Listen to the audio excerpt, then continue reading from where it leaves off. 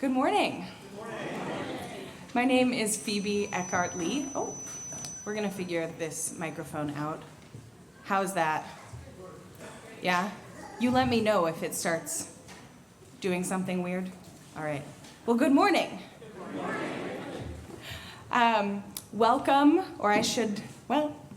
Welcome to the Winchester Unitarian Society. I am your guest minister for the day, and I want to say thank you so much for managing to move your clocks forward and make it to church, whether you are joining us in person or on the live stream. Let's take a moment to wave to our live stream. Hello. Incredible. In just a moment, I will invite you all to greet one another, say hello to a new face, and you will be brought back with the ringing of a bell. Go for it.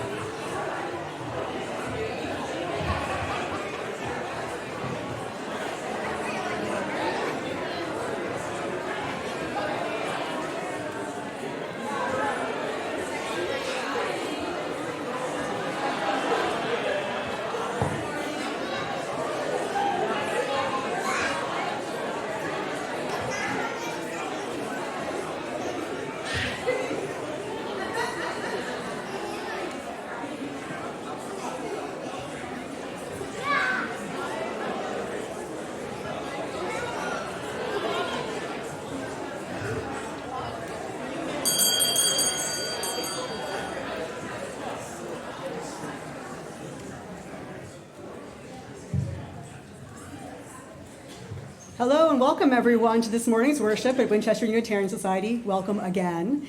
We are a beacon of liberal religious values in the Mystic Valley. My name is Liz Lintz and I'm honored to be your worship associate this morning. Our story began in 1855 with a little Sunday school that sought to nurture children's innate curiosity and teach a faith built on love, not fear, and on affirmation, not condemnation. Today, we carry on that legacy by gathering in the spirit of open inquiry and radical inclusion.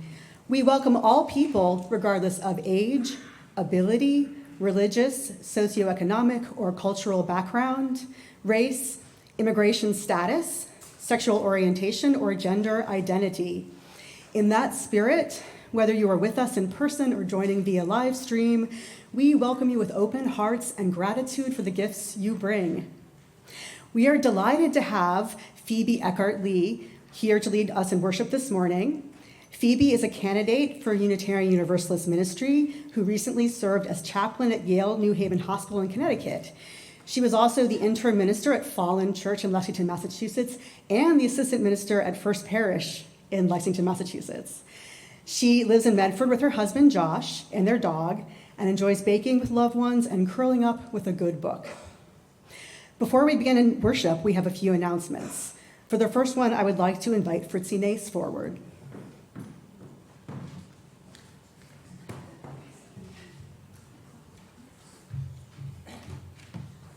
Good morning.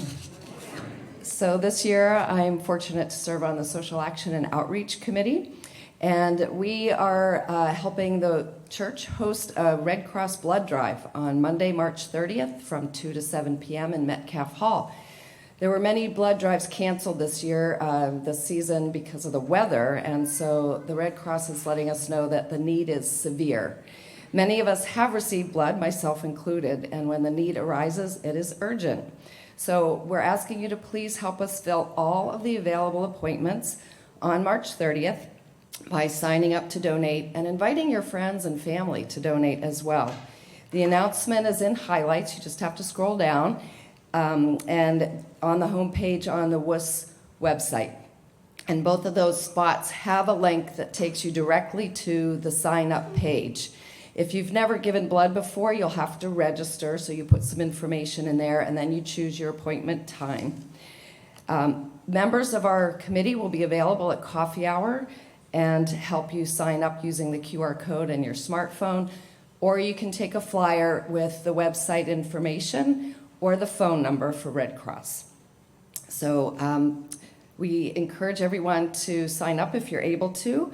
Kindness is in our hearts, so please sign up to donate blood today on Monday, March 30th, between 2 and 7. Thanks. Thanks, Fritzy. Now our music director, John Kramer, will make a special announcement. Hello, everybody. I wanted to make sure you had March 22nd on your radar. I know there's a lot going on that day with the soup jars, but we are also celebrating immigration and the history of immigration with my cantata, The Immigrant Experience. If you were here in the past, you've heard it. And it was written as a work to, as a statement of our beliefs about fairness of immigration and the right of people to be able to immigrate here, because so many of us in this congregation have come from other places. And so we're doing it in the sanctuary as our Music Sunday in the morning, and together with 3 or 4 other UU congregations at the UU Urban Ministry in Roxbury in Sunday afternoon. You probably have seen the posters about and the flyer up on the scroll. I think it's really important to come out for this, not just to enjoy the music, which is going to be great, but the more people we have together stating that this is the values that we have, the more real it is. So to be together, have an artistic experience that brings these issues together into life and makes them real, it's a unique way of protesting what's going on in the country right now. So tell your friends, invite your friends to the service, invite your friends to Roxbury. The Roxbury is also a fundraiser for RIAC and Bijan, 2 groups that are working closely with immigrants. We've also supported those groups in our own share of the plate. So this is really our mission as a congregation, I think, and a unique way to support our values. So March 22nd, Sunday morning here, Sunday afternoon, 4 o'clock at First Church, the UU Urban Ministry on 10 Putnam Street. Look for the announcements and highlights and tell your friends. Let's get the place packed for these events. Thanks so much.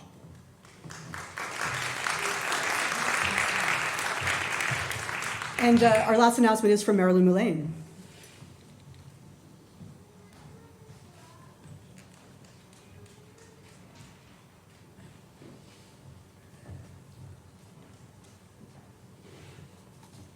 Good morning. I just wanted to share some wonderful news about Maria. I did do a highlight, but you'd have to scroll way, way down to find it. This is from First Parish. Dear friends, wow.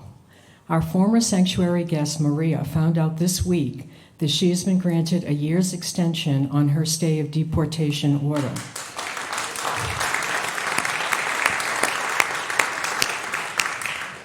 She is not required to check in with ICE until mid-February 2027. We are grateful for the assistance offered by Congressman Seth Moulton and his staff in securing this result for Maria and her family. Maria and we are also very grateful for the ongoing love, support, thoughts, and prayers offered by the members of this congregation and the other faith coalitions who are involved in our sanctuary efforts. Our hearts are rejoicing.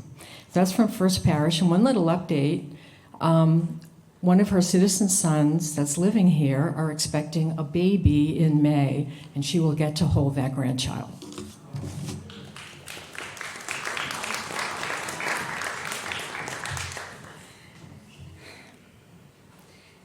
Lastly, if you're new to our congregation, we would love to get to know you.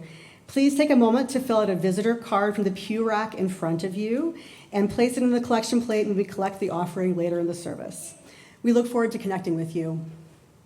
Now, let us open our hearts and minds to the spirit of worship.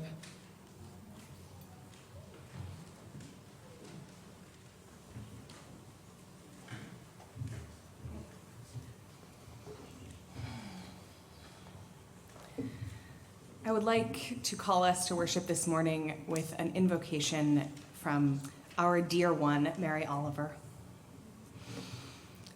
This is called Praying, and since our theme for worship in the month of March is paying attention, this is a prayer towards our attention.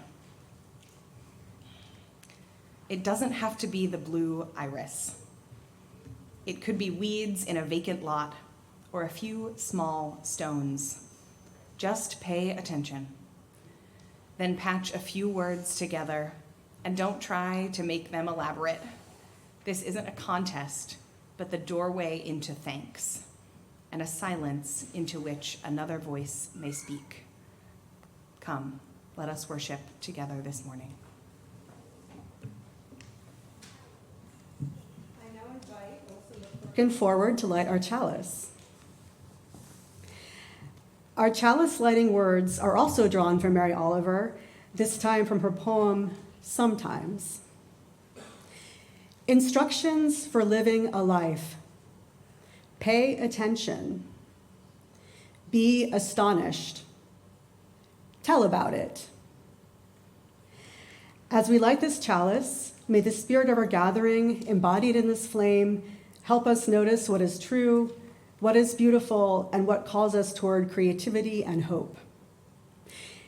We invite you now to rise in body or in spirit and join in singing hymn number 327 in the gray hymnal, Joy Thou Goddess. And we are singing only verses 1 and 2, which are the English verses.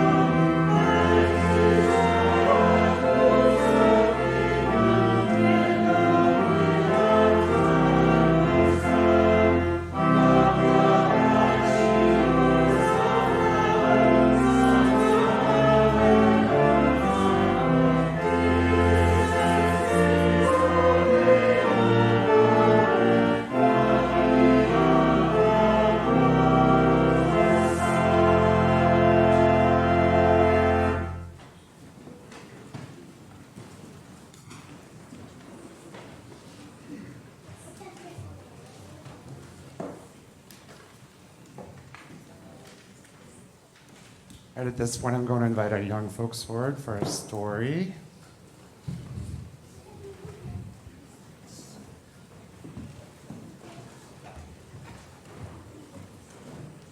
So I'm going to read it from my phone. And Diana has the storybook right here. So you can look up there, or you can look over here. And this is called All Things Mended by Casey Robinson, illustrated by Nancy Whitesides. Oh, there is a typo here. You're right, small things mended. But perhaps all things will be mended as well, we'll see. So one morning, after the kerchunk of the toaster and the clink of his spoon, Cecil heard something unexpected. It was a bright, happy sound. He shuffled outside to see where it was coming from. Cecil could see Lily from next door, cartwheeling and laughing, and whoops, something shiny flew out of her pocket. It bounced off the fence and landed in his driveway. "Did it break?" asked Lily. Cecil peered down with his good eye and nodded. Lily was quiet. Cecil wished she would laugh again. "I will try to mend it," he offered. "Come back this afternoon." Cecil searched for his tools. After he found them, he set to work. He tinkered with the tiny gears until tick, tick, tick, a satisfying sound filled the air. When Lily returned, Cecil handed her the pocket watch. Lily held it to her ear, then she smiled her biggest smile. "Thank you." Cecil tapped his heart. "You're welcome." Later, as Cecil salted slices of fresh tomato, he thought about Lily and her pocket watch and her big smile. He had forgotten how much he liked fixing things. The next morning, Cecil found a boy waiting by the fence. "I'm Lily's friend, Alfred." He held up a broken music box. "Without the music, it's just a box." Cecil nodded. "Come back in an hour." Cecil took out his tools. He tweaked and twisted until plink, a jaunty tune sprang to life. Alfred was delighted. Cecil hummed that same tune as he hung a freshly painted sign on his fence. "Cecil's Repair Shop, small things mended."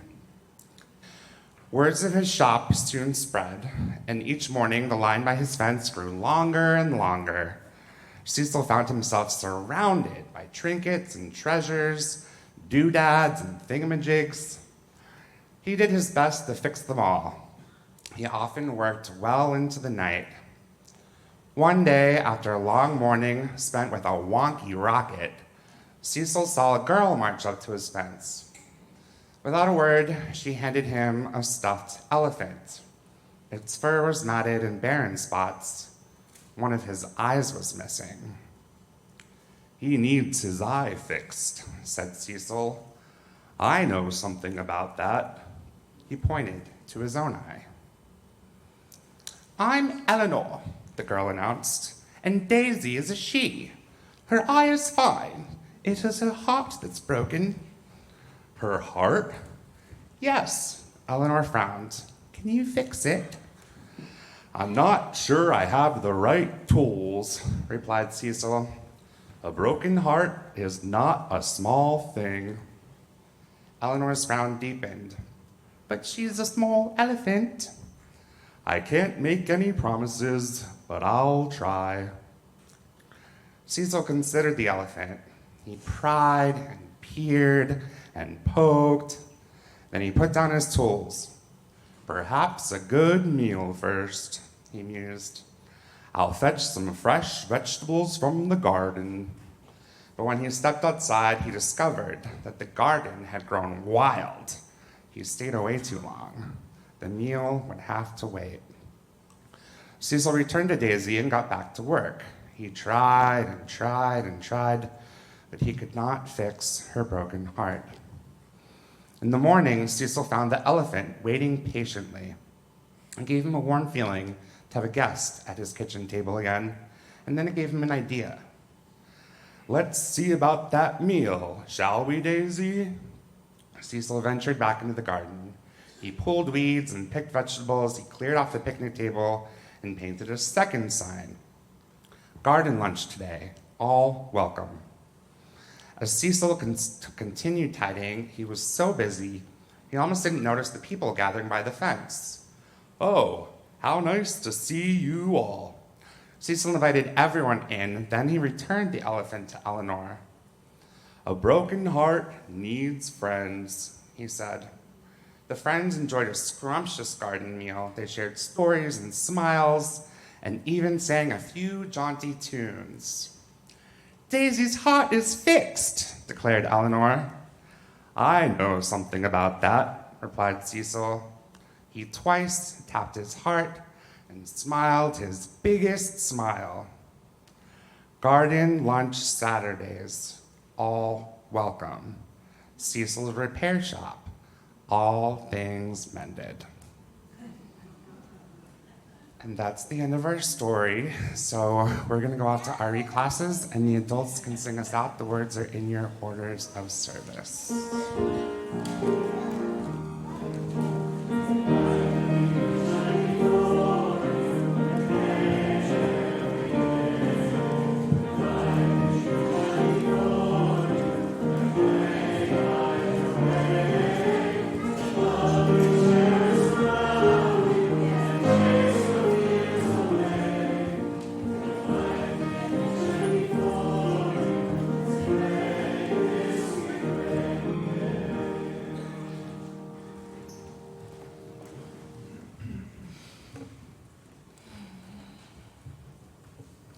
I would like to live in a neighborhood where there is a repair shop for all things. Well, while we contemplate what a world that would be, I'd like to invite you into, I'm seeing this is not loud enough. Better? Sort of. I'll project. Okay. We're working on it. This is our time of meditation. I will share a meditation with you, and then you are invited to come up and light a candle for joy or sorrow that is sitting on your heart. For those in the sanctuary, if you would like a candle brought to you, you may raise your hand. Once we have lit our candles, we will share in a time of silence and then remain seated to sing our centering hymn, Return Again.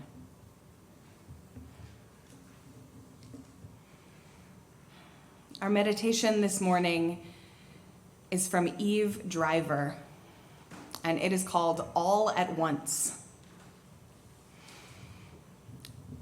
It is all blooming too quickly to write a poem about it.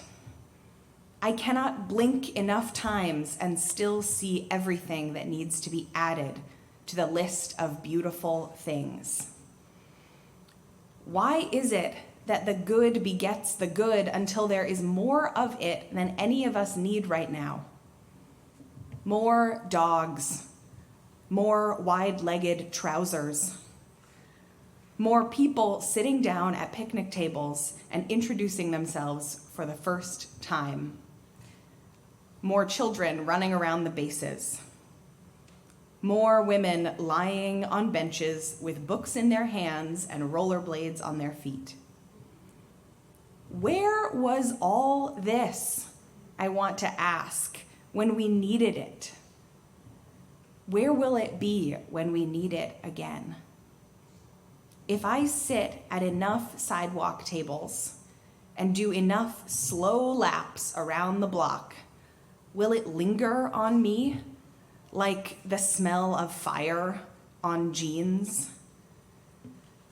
Or must I scream to everyone, come right now, you've got to see this. If you don't come now, you'll miss it.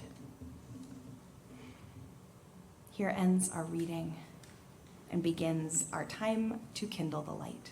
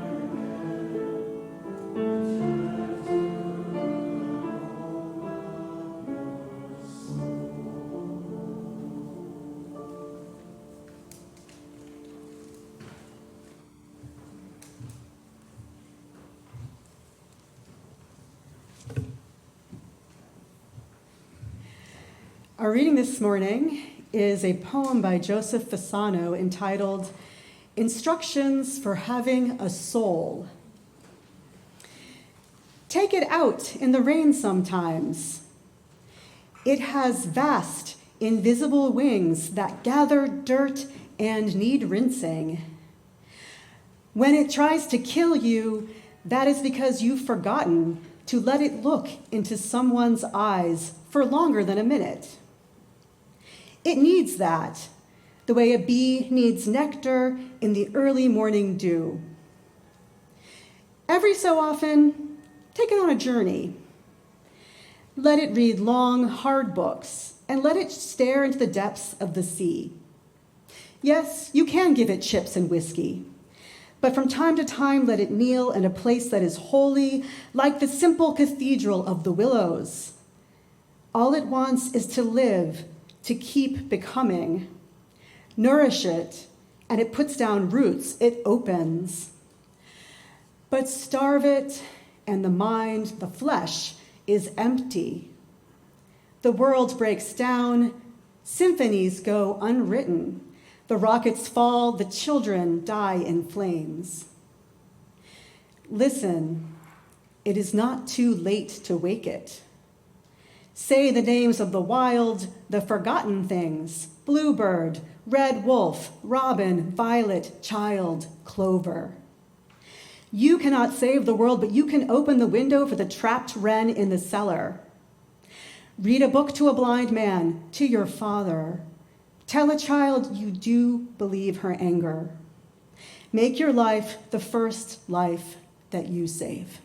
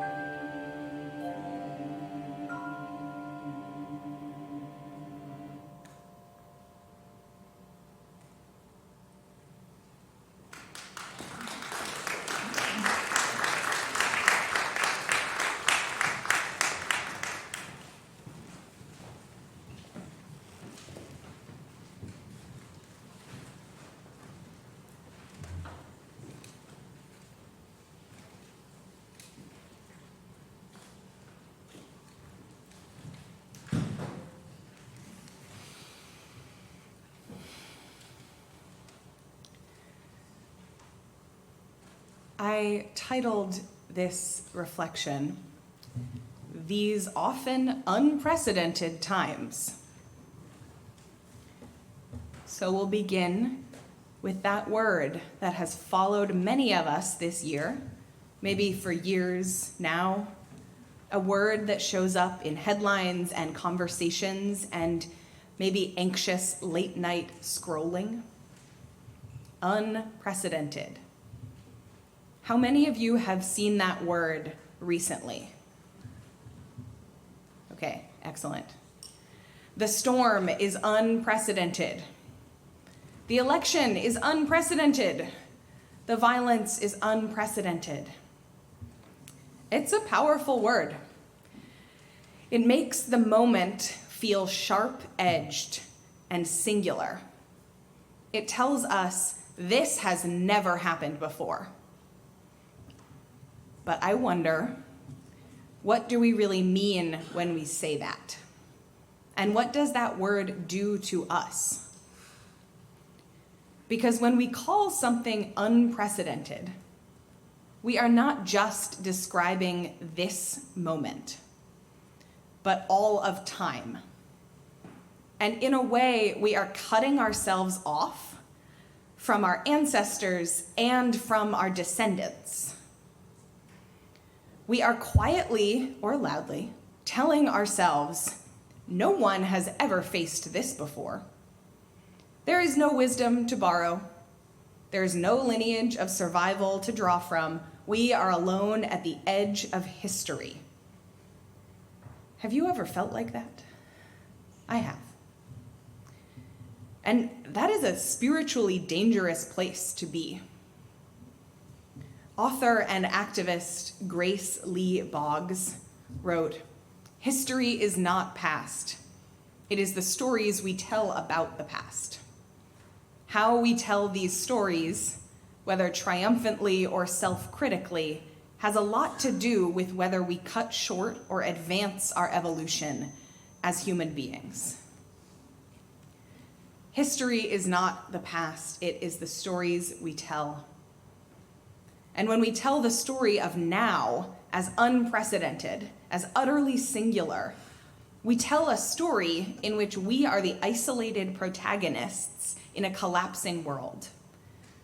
But if we tell the story of now as part of that long human arc that we hope bends towards justice, full of struggle and backlash and renewal, then we locate ourselves in something larger, something we can draw strength from. How we narrate this moment matters.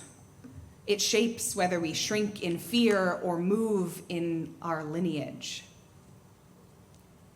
Now, I want to be clear. There are real dangers in this world. You do not need me to tell you that.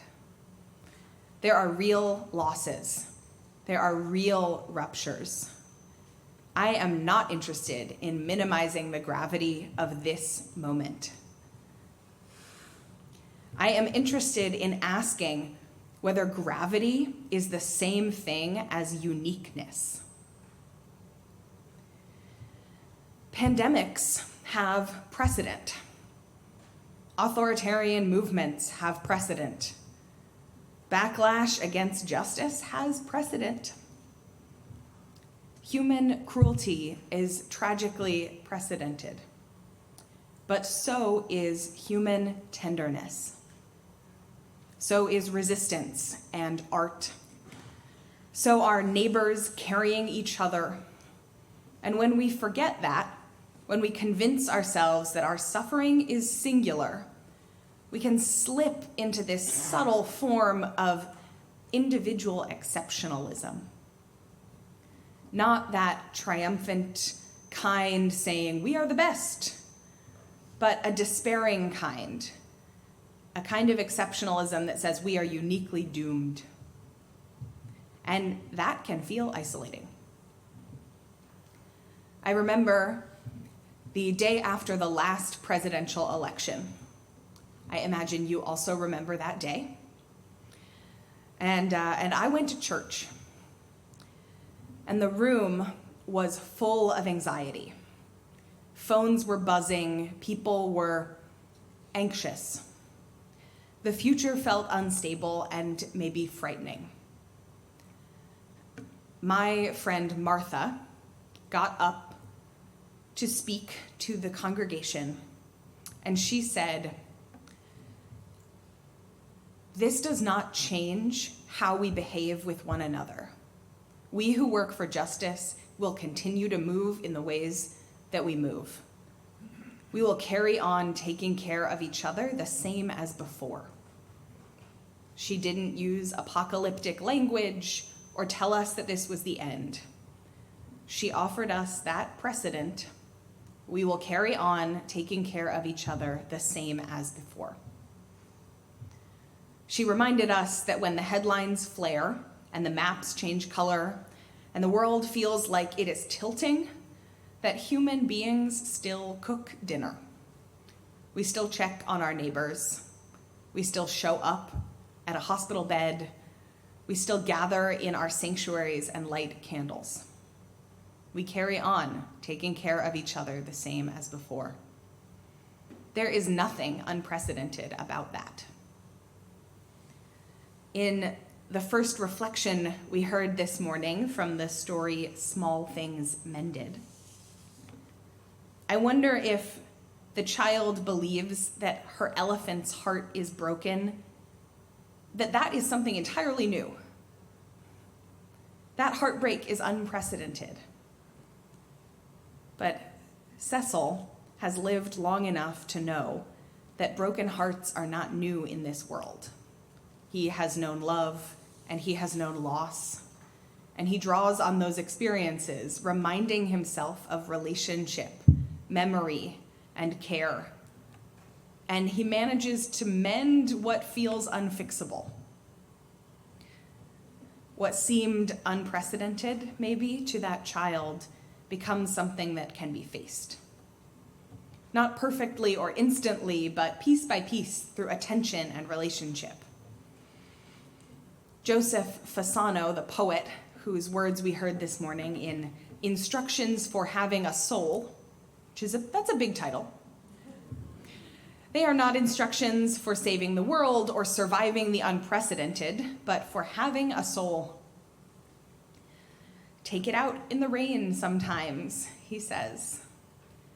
It has vast, invisible wings that gather dirt and need rinsing. This poem is not interested in spectacle headlines. It is interested in maintenance. Rinse off your wings. When it tries to kill you, he says. Such a startling line.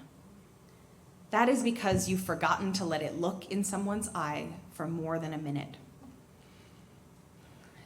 My soul needs eye contact. It needs dew and long, hard books and the depths of the sea. And sometimes it needs chips. And sometimes kneeling in that cathedral of willows. I wonder if this week you would consider looking into someone's eye for longer than a minute. This is ancient knowledge, precedented knowledge. The poem builds and builds how to have a soul, and then it names the stakes. Starve your soul, and the world breaks down. Symphonies go unwritten, the rockets fall, children die in flames. In other words, neglecting the soul is not a private failure. You cannot save the world, but you can open the window for the trapped wren in the cellar. And there it is again. It gets me.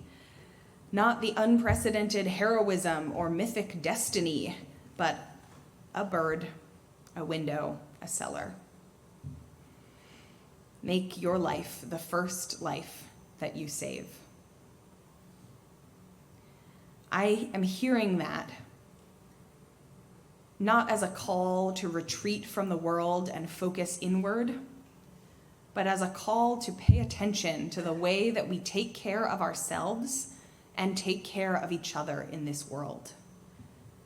to understand that if we burn ourselves out in frenzy and despair, we do not become more effective, we become brittle.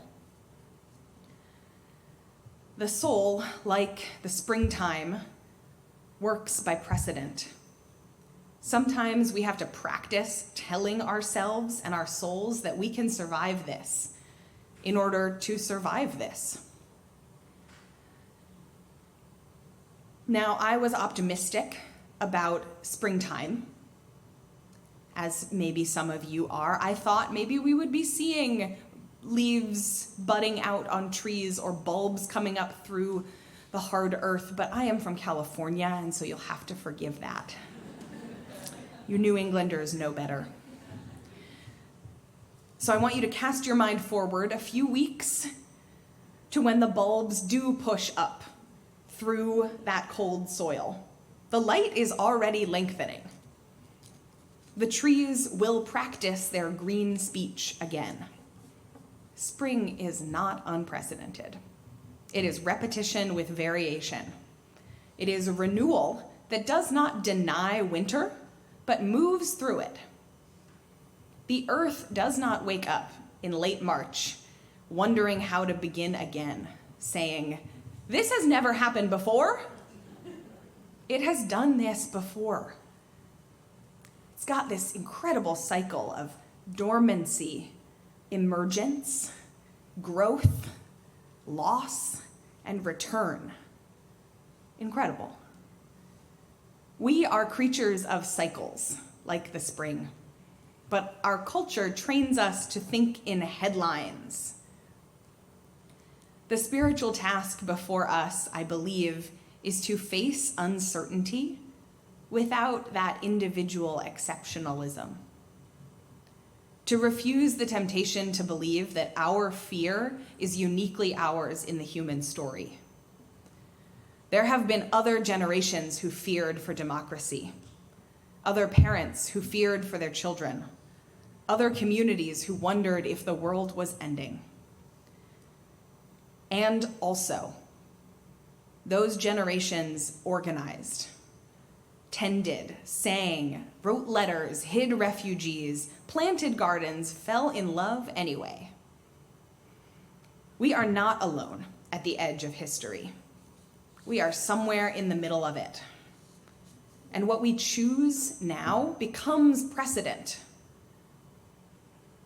Our attention to what we choose is not small.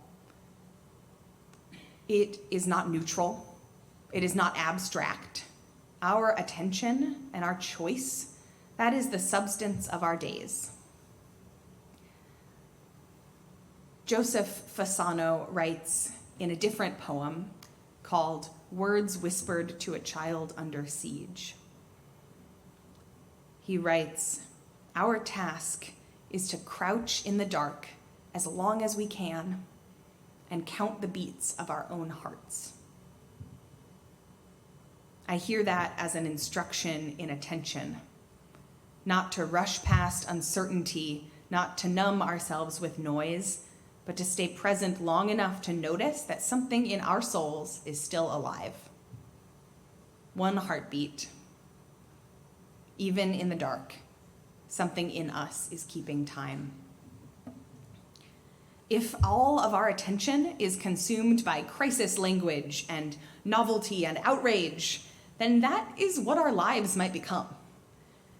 If we attend only to crisis, we will become reactive. If we attend only to novelty, we will lose depth. If we attend only to ourselves, we will shrink.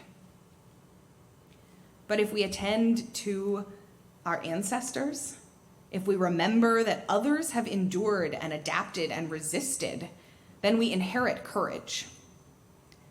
If we attend to spring, we will inherit patience. And if we attend to one another, we will inherit tenderness. I am a visitor to your congregation, and I realize I might have one page too many. How are we doing on time? We're hanging in there? Okay, all right. We'll keep going.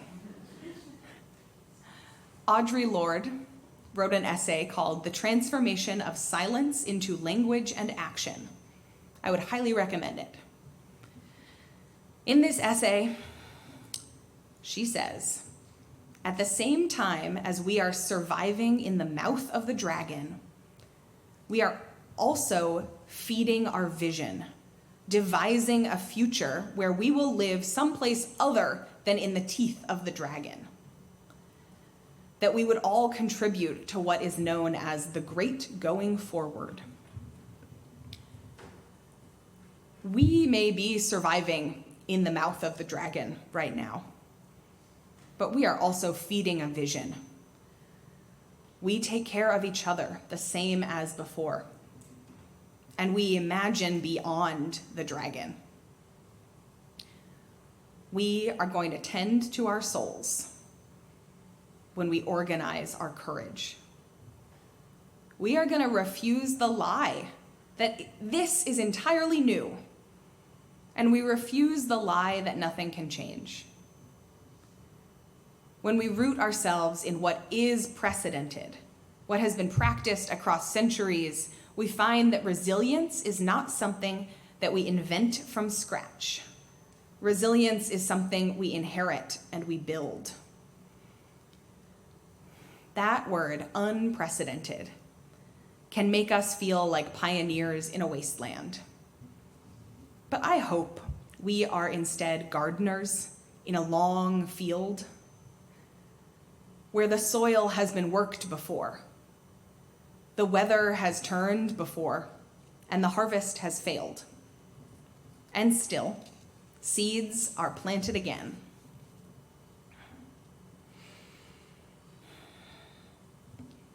So, I hope that paying attention to what matters, what will outlast this news cycle, what will echo beyond this administration, this crisis, or this season, will help us see that love we are surrounded in. We stand in a long, unfinished story. And perhaps my invitation to you is that instead of asking whether this moment is unprecedented, we might ask, what precedent are we setting? What will those who come after us say about how we paid attention? Will they say that we believed ourselves to be alone? Or that we remembered we were part of a lineage, a long human practice of mending what is broken? Friends, nothing about our tenderness is unprecedented. Nothing about our longing for justice is unprecedented. And nothing about our fear is unprecedented. In the precedent is our capacity to carry on taking care of each other. Spring will come again. Bulbs will rise up. The light will lengthen. And here, imperfectly and together, we will keep practicing this ancient work of paying attention, of taking care of one another, and mending what we can. May it be so, and amen.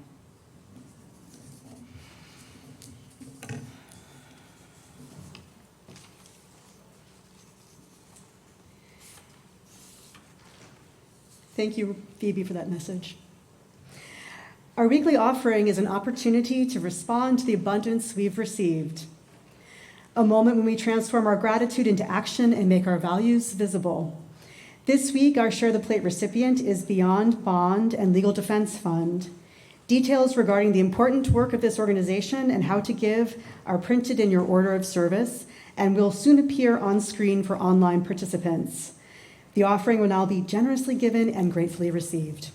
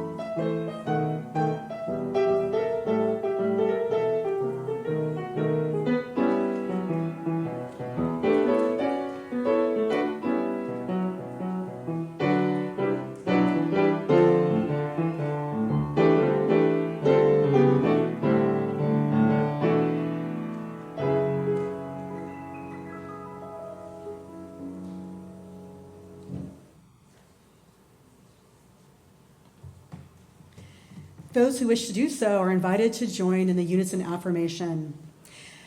We gather not for ourselves alone, but to use our common power to build the beloved community within and beyond these walls. We create and reaffirm this covenant this day to make justice flourish, to practice compassion amidst difference, and to embody transformative love. Now, please rise in body or in spirit and join us in singing our closing hymn, We Will Carry Each Other.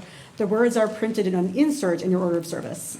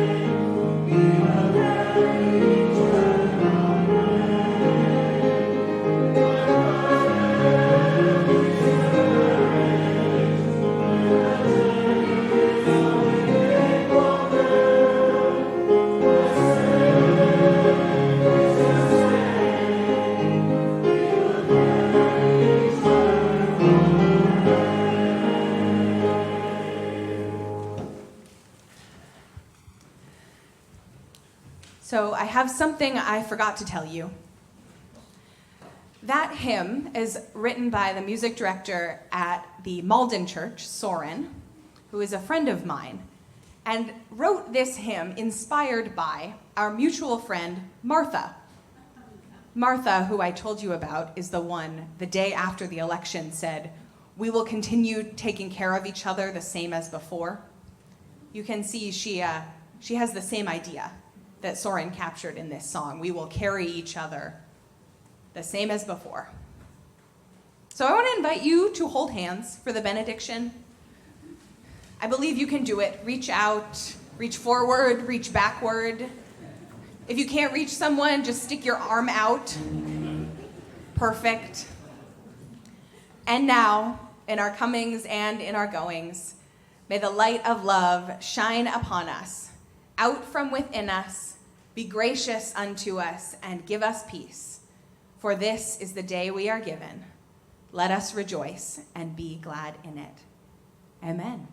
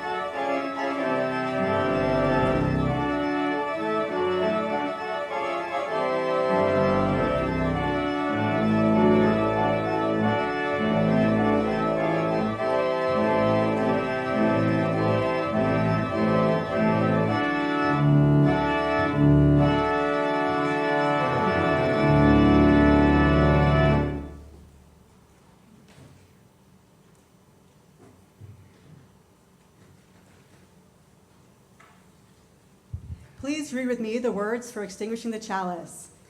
We extinguish this flame, but not the light of truth, the warmth of community, or the fire of commitment. These we carry in our hearts until we are together again. Our service is ended, but our life of service continues. Please join us for coffee and refreshments in the Sims room.